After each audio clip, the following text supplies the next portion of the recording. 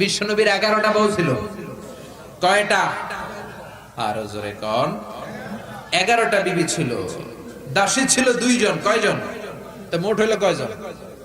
কয়জন? আমরা একজনের জ্বালায় অস্থির, জীবন দিয়া ফেলাম, মইরা যাবো, এরকম অস্থির কথা আমরা বলি, ঠিক কিনা? বিশ্বনবীর স্ত্রী ছিল 11 জন, দাসী ছিল 2 জন। মোট কয়জন?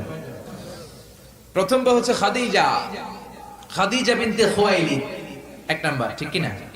তারপরে আয়েশা বিনতে আবি বকর, হাফসা বিনতে ওমর, জাইনাব নামে 2 বউ, জাইনাব বিনতে জাহাশ, জাইনাব বিনতে খুজাইমা, সাফিয়া বিনতে হুয়াই ইবনে আখতাব, সাউদা বিনতে জামাআ, জুয়াইরিয়া বিনতে আল হারিস, মাইমুনা বিনতে আল হারিস, উম্মে হাবিবা রমলা বিনতে আবি সুফিয়ান, উম্মে সালামা বিনতে আবি উমাইয়া। এই 11 জন বউ ছিল।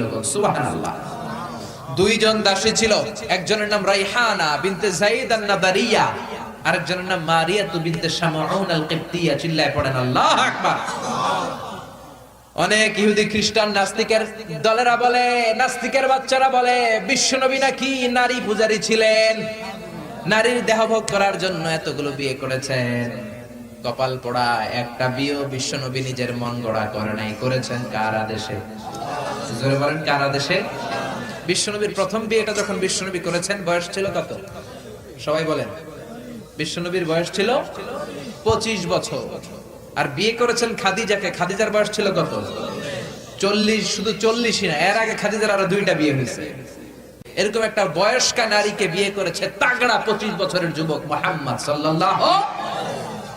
বিশ্বনবী যদি নারী পূজারী হতেন, 25 বছর বয়সে মক্কার সবচাইতে সুন্দরী সুন্দরী তরুণীগুলো বিশ্বনবীকে বিয়ে করার জন্য পাগল পাড়া ছিল।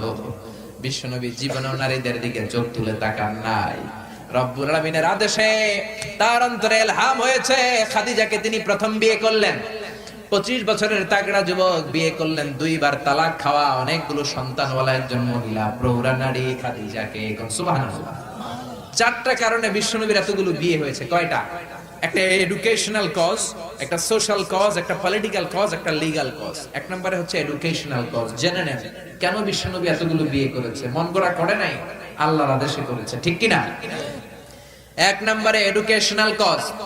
নারীদের বিভিন্ন গোপন মাসালা বিশ্বনবীর কাছে এসে মহিলা সাহাবারা জিজ্ঞেস করতে পারতো না লজ্জার কারণে। এজন্য আল্লাহ বললেন, ও নবী বেশি বেশি বিয়ে করেন, আপনার বউয়ের সংখ্যা হবে 13 জন। মদিনার সব মহিলা সাহাবীগুলা এসে আপনার বিবিদের কাছ থেকে মাসালা শিখে যাবে।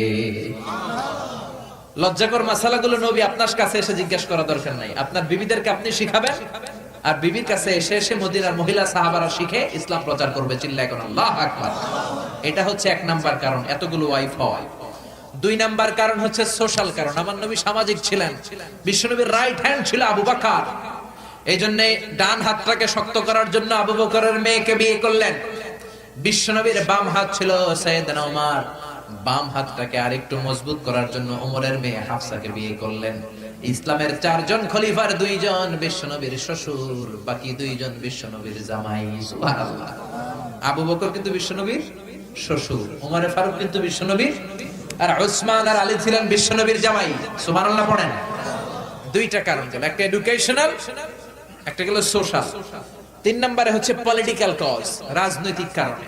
বিশ্বনবী ইহুদিদের দুর্গ খায়বারে আক্রমণ করেছেন। আল্লাহু আকবার।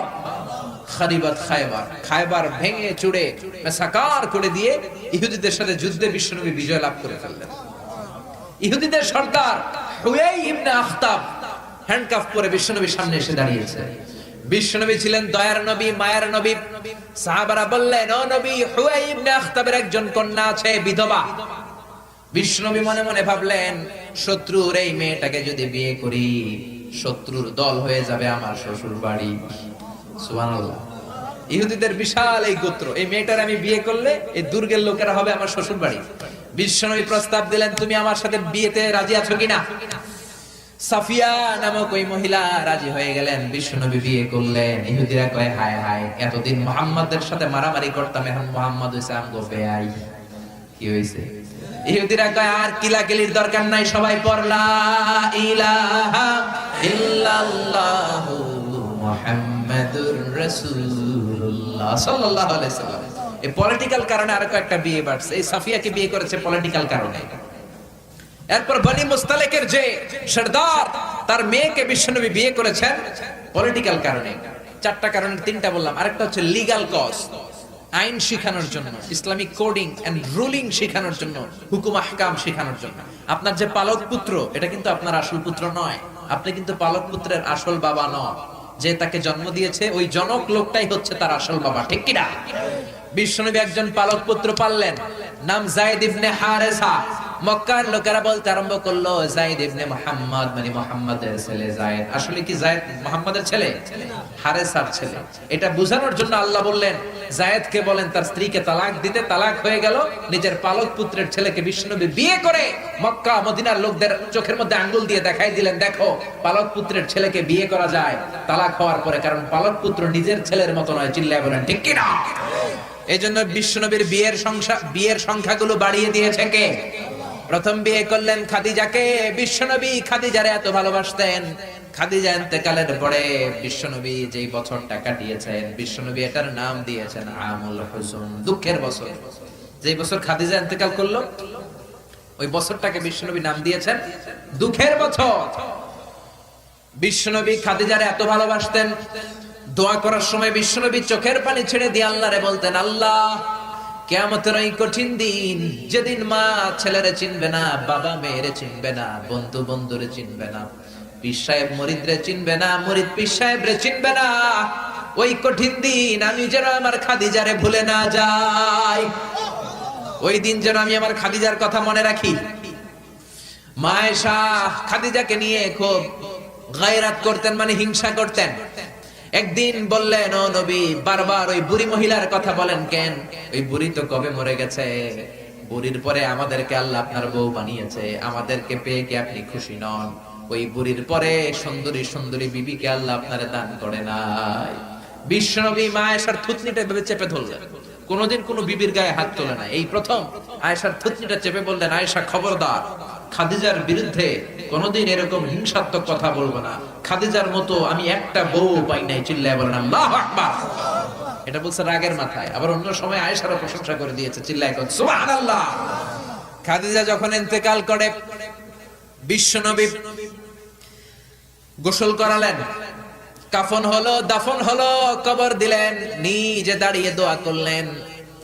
খাদিজাকে কবরে দেওয়ার পরে সাহাবারা ঘরে ফিরে যায়, বিশ্বনবী যায় না। আবু বকর বললেন, ও নবী চলেন ঘরে ফিরে যায়। বিশ্বনবী বললেন, আবু বকর তুমি যাও, আমি যাব না, কারণ যেই মহিলাটাকে এই মাত্র কবরে শোয়াই দিলাম সাধারণ কোন মহিলা না, আমার বিপদের দিনের সঙ্গিনী খাদিজা।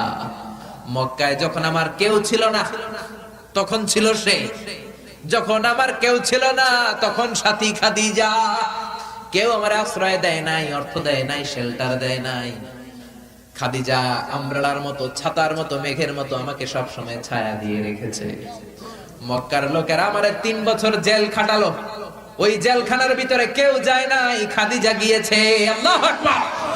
3টা বছর খাদিজা আমার সাথে জেল খেটেছে। আবু বকর পৃথিবীর কোন মহিলাকে রব্বুল আলামিন আরশের উপর থেকে সালাম দেয় নাই, একটা নারীকে শুধুমাত্র আরশের উপর থেকে আল্লাহ সালাম দিয়েছে, সেটা হলো আমার এই খাদিজা। সর্বপ্রথম যেই নারী আমার হাতে হাত রেখে কালিমা পড়েছে এটা হলো আমার খাদিজা। ও আবু বকর তুমি ঘরে ফিরে যাও, আমি যাব না, আমি নবী দাঁড়িয়ে থাকবো।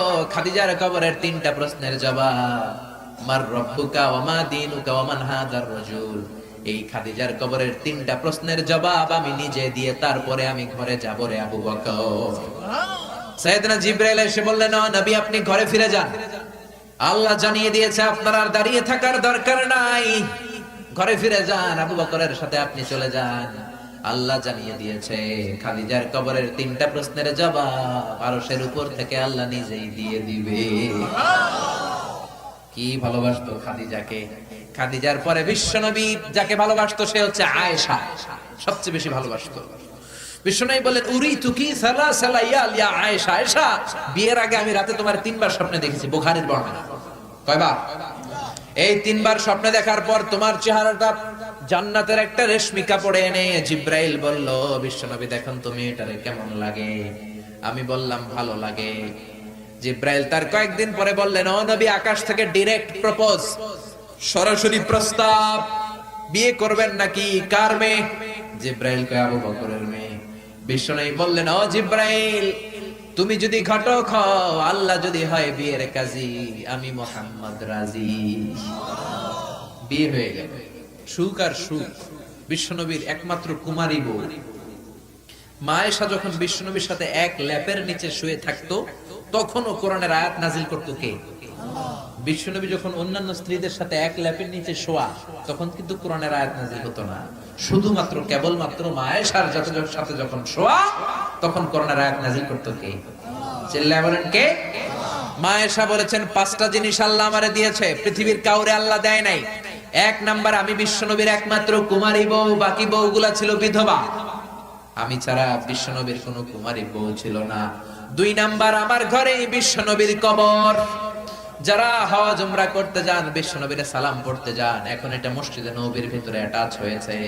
যেই জায়গায় বিশ্বনবী আজ আবু বকর আর ওমরকে ডান দিকে রেখে শুয়ে আছেন, এটাই ছিল মা আয়েশার ঘর। সুবহানাল্লাহ। আমার ঘরে বিশ্বনবীর কবর।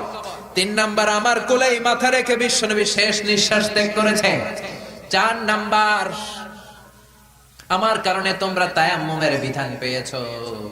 এই যে আমরা ওযু না করতে পারলে, পানি না পেলে তায়াম্মুম করি, এটা মা আয়েশার কারণে আমরা পেয়েছি। সুবহানাল্লাহ। বনুল মুস্তালিকের যুদ্ধ থেকে বিশ্বনবী ফিরে আসছেন, প্রতিমধ্যে মা আয়েশা গলার লকেট হারায় ফেলছে। লকেট চিনেন নাকি চেইন চিনেন? হার চিনেন? হার, আচ্ছা হার, স্বর্ণের হার হারায় ফেলছে। বিশ্বনবী বলেন, কাফেলা থামাও, আমার স্ত্রী হার হারিয়েছে, হার খোঁজো। সবাই হার খুঁজতে খুঁজতে ওদিকে মাগরিবের সময় চলে যায়। এখন কি করবে? যেই জায়গায় হার হারাইছে ওই জায়গায় পানিও নাই, পানি অনেক দূর। বিশ্বনবীর প্ল্যান ছিল কাফেলা যেতে যেতে পানির জায়গায় থামবো, ওযু করে নামাজ পড়বো। কিন্তু হার খোঁজার কারণে এখন পানিও নাই। তখনও তায়াম্মুমের বিধান মুসলমানরা জানে না, আল্লাহ জানায় নাই, নাজিল করে নাই। সবাই আবু বকরকে বকাবকি শুরু করলো, আবু বকর দেখো তোমার মেয়ের কাণ্ড, তোমার মেয়ের হার হারিয়ে যাওয়ার কারণে আজকে আমাদের সবার নামাজ কাজা হবে, বিশ্বনবীর নামাজ কাজা হবে। কি কাজ করলো তোমার মেয়ে? আবু বকর যে আয়েশারে ধমকাতে লাগলো, আয়েশা কি করলি? আল্লাহ সাথে সাথে আবু বকরকে ধমক দিয়ে কোরআনের আয়াত নাজিল করলো, আবু বকর আয়েশারে ধমক দিও না, আয়েশারে ধমক দিলে আমার আরশ কেঁপে যায়। ফাইন লাম তাজিদু মাআন ফাতায়াম্মামু সাঈদান তাইয়্যিবা। আয়েশার সম্মানে আল্লাহ আয়াত নাজিল করলেন, ফাইন লাম তাজিদু মাআন, এখন থেকে সফরে কোথাও যদি ওযুর জন্য তোমরা পানি না পাও, মাটি দিয়ে তায়াম্মুম করে নামাজ পড়বা, কবুল করে নিবে কে? এজন্য মা আয়েশা বলতেন, এমন গুণগুলো আল্লাহ আমাকে দিয়েছে, বিশ্বনবীর কোন বিবিকে আল্লাহ এই গুণগুলো দেয় নাই। এত ভালোবাসতো বিশ্বনবী আয়েশাকে, 1 বালতি থেকে পানি নিয়ে দুইজনে গোসল করত। 1 বালতির মধ্যে পানি নিয়ে 1 মগ দিয়ে বিশ্বনবী মাথায় পানি ঢালে, আর 1 মগ দিয়ে মা আয়েশা ঢালে। গ্লাসের যেই জায়গায় ঠোঁট লাগিয়ে মা আয়েশা পানি খেত, ওই জায়গাটা খুঁজে খুঁজে বিশ্বনবী ওনার ঠোঁট লাগিয়ে পানি খেতেন।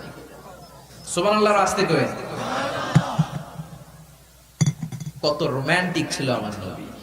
মা আয়েশা ওটের হাড্ডি পছন্দ করত, ওটের হাড্ডি চুষে চুষে যে হাড্ডিটা মা আয়েশা রেখে দিত, ওই চোষা হাড্ডিটা নিয়ে বিশ্বনবী আবার চুষতে শুরু করে দিতে। রাতের বেলা দুষ্টামি করতেন মা আয়েশার সাথে। মা আয়েশাকে ছোট্ট বয়সে বিয়ে করেছেন, 9 বছর বয়স। মা আয়েশা তখনও পুতুল খেলা ছাড়তে পারে নাই। বিশ্বনবী নিজে পুতুল কিনে দিতেন, বলতেন আয়েশা খেলো। আয়েশার বান্ধবীরা যখন ঘরে আসতো, বুখারীর বর্ণনা, বিশ্বনবী আয়েশার বান্ধবীদের জন্য ঘরটা ছেড়ে দিতেন, চলে যেতেন বাইরে। আয়েশা তার বান্ধবীদেরকে নিয়ে খেলাধুলা শেষ করলে আবার বিশ্বনবী ঢুকতো। চিল্লায় এখন সুবহানাল্লাহ।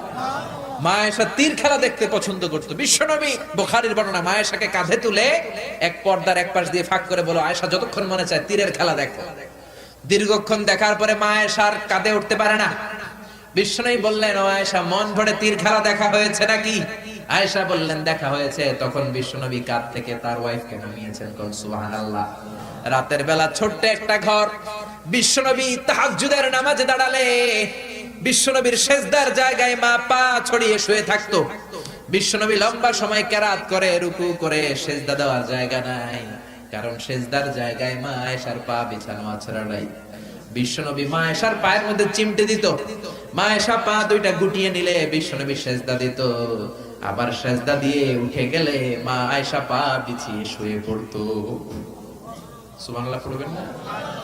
কি সুন্দর ছিল ওনাদের সংসার, কি ভালোবাসা ছিল। স্বামী স্ত্রীর পারস্পরিক সম্পর্ক তো আমরা বিশ্বনবীর জীবনী থেকে শিখবো, সাহাবাদের জীবনী থেকে শিখবো, ঠিক কিনা?